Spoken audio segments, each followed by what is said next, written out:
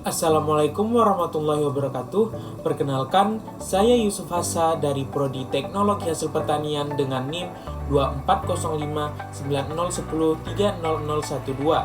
Pada video kali ini, saya akan membahas tentang kimia air, mulai dari pengertian air, bagaimana struktur kimianya, jenis-jenis air, sampai bagaimana air berperan dalam pangan. Pengertian air. Air adalah senyawa kimia sederhana yang tersusun dari dua atom hidrogen yang berikatan dengan satu atom oksigen. Walaupun hanya memiliki rumus H2O, air merupakan salah satu zat yang paling penting dan paling unik di bumi. Dalam ilmu kimia, air dikenal sebagai pelarut universal karena mampu melarutkan berbagai macam zat, mulai dari ion-ion logam, mineral, hingga molekul organik tertentu. Keistimewaan air tidak hanya terletak pada kemampuannya sebagai pelarut, tetapi juga pada perannya sebagai medium berlangsungnya banyak reaksi kimia fundamental. Lanjut, struktur kimia air. Struktur kimia air berbentuk bengkok atau V-shape dengan sudut sekitar 104,5 derajat. Bentuk ini bukan kebetulan, tetapi hasil dari gaya tolak-menolak pasangan elektron bebas pada atom oksigen, karena oksigen memiliki keelektronegatifan yang jauh lebih tinggi dibandingkan hidrogen.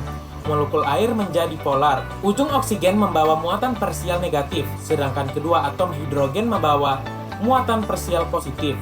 Kepolaran ini memungkinkan molekul air saling berinteraksi melalui ikatan hidrogen, sebuah ikatan lemah namun sangat penting.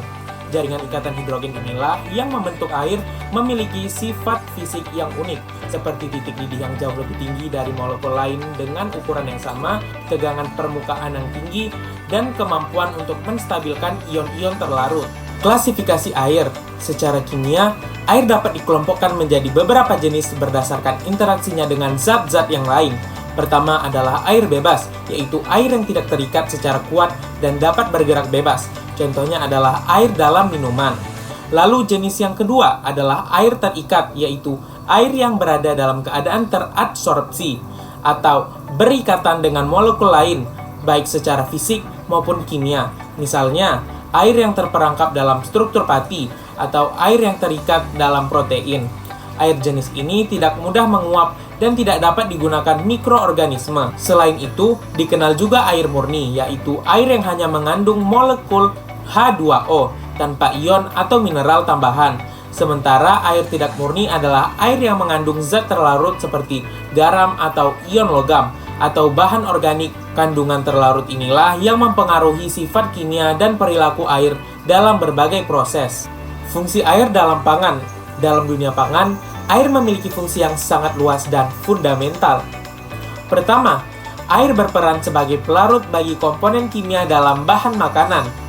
Banyak reaksi penting seperti gelatinisasi pati, pelarutan gula, hingga pembentukan gel protein hanya bisa terjadi ketika air tersedia dalam jumlah yang cukup. Air juga menentukan tekstur karena kadar air mempengaruhi kekerasan, kekenyalan, dan juiciness pada suatu bahan. Fungsi berikutnya adalah sebagai pengontrol stabilitas dan umur simpan pangan. Semakin banyak air bebas dalam bahan pangan, semakin besar peluang pertumbuhan mikroorganisme penyebab pembusukan. Oleh sebab itu, teknik pengawetan seperti pengeringan, penggaraman, dan penambahan gula sebenarnya adalah cara untuk mengurangi air bebas sehingga mikroba tidak dapat berkembang. Sifat-sifat kimia air. Air memiliki beberapa sifat kimia yang sangat khas. Yang pertama adalah sifat amfoter, yaitu kemampuan air untuk bertindak sebagai asam maupun basa tergantung kondisi reaksinya. Ini membuat air dapat berperan fleksibel dalam berbagai reaksi. Air juga memiliki titik didih yang tinggi dibandingkan senyawa dengan massa molekul sebanding. Hal ini disebabkan karena adanya ikatan hidrogen yang memerlukan energi besar untuk diputuskan sebelum air bisa menguap. Selain itu, air murni memiliki konduktivitas listrik yang rendah. Air hanya akan menjadi konduktor ketika terdapat ion-ion terlarut. Reaksi kimia yang melibatkan air. Ada beberapa reaksi kimia penting yang melibatkan air.